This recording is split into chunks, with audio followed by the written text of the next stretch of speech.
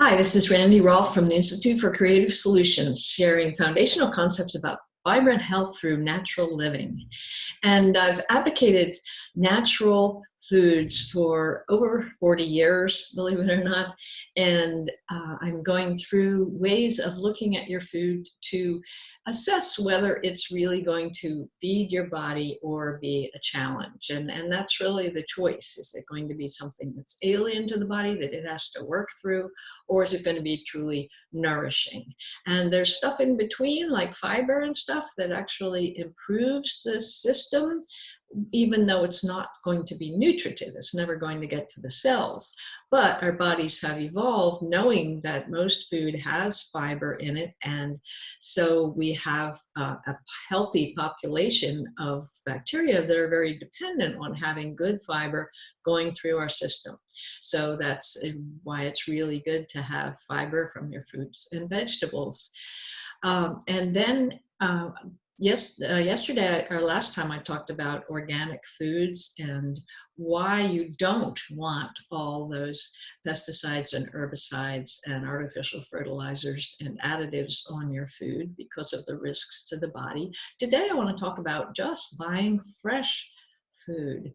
And this is important because food, when it's stored, changes. Things change chemically in it. And that's one reason there's so much salt in canned foods, because the flavor kind of degenerates over storage. They put a lot of salt in the soups, for instance, the canned soups, to give them a good flavor. And so we get extra sodium when we're eating canned foods. And a lot of people are being told to eat canned foods right now, and we're safe at home.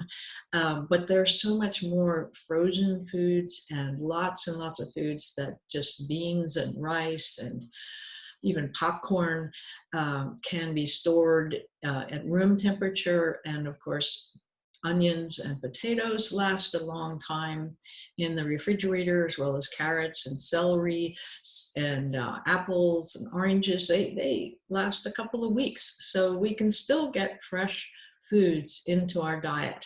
And the best thing, of course, to have totally fresh, and I have a little garden on my table, is sprouts.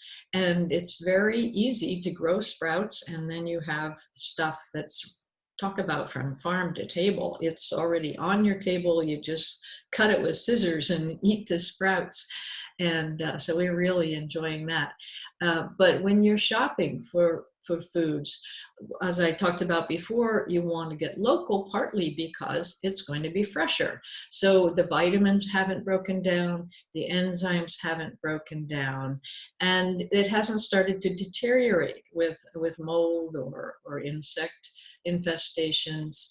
And so things change when they've been traveling, say, from California, where I am right now, to the east, where a lot of the produce goes all the way across the country in trucks. It can take 3 or 4 days or even a week. And I remember one natural health food store actually had a shipment once a week from California that by plane. So it was fresher, and fresh tastes good. And that's, we shouldn't underestimate the importance of just that fresh taste, because when I've done classes with kids, they really know the difference between a carrot that's been in the refrigerator for 3 weeks and one that's just been pulled out of the garden or gotten from a farmer's market that morning or even the Saturday before. So fresh is really important, and you want to store your foods well so that it stays fresh as possible, and that means in the refrigerator. And one of the things that I've always pushed for is refrigerating nuts and seeds, because their fats break down at room temperature, but the coldness slows down any degeneration. So if you're looking for good quality fats from your almonds, your walnuts, your sunflower seeds, your pumpkin seeds, you need to keep those refrigerated. And when I was doing counseling at health food stores, I always encourage them to refrigerate those things.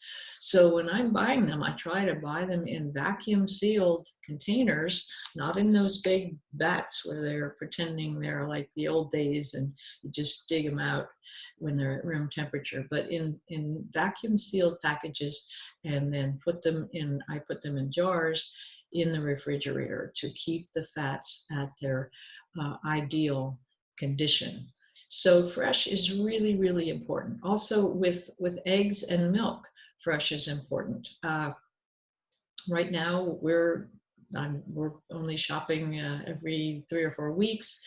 So the eggs have been in, some of them in the refrigerator for 2 or 3 weeks. But in general, you want your eggs to be less than a week since they come from the chicken, because again, the fat degenerates. Also, the cholesterol in the eggs degenerates. And there have been studies, back from the 70s even, showing that the more dangerous cholesterol has broken down and been partly oxidized by the food being older. So you want fresh milk, you want fresh eggs, and cheese has been taken care of by the fermenting bacteria. That's why we've been using cheese in the human diet for forever, as far as we know, ever since we figured out how to milk cows and goats and yaks and horses and so on for their milk. We've realized that the fresh milk is the best and we shouldn't try to store it. So the cheese, having other bacteria digest it first, helps to fixate the nutrients and the protein and the fat so that it doesn't degenerate any further. So there's no reason to be afraid of the cholesterol in dairy foods. We've been eating them for thousands of years. And our liver is producing 3,000 units of cholesterol every day to help with digestion and the skin and creating vitamin D and hormones and all. So fresh is an important thing to look for in all your foods. And of course, meats, you want them to have been carved up recently, refrigerate them right away, don't let them sit around. They do some kind of aging process with beef and other animals that we eat. But once they've been processed, when we get them as purchasers, we need to make sure they're fresh and keep them in the refrigerator until we're ready to cook them. Don't leave them out on a slab for 3 hours before you barbecue, for instance. So go for fresh. That's it for today. Take care.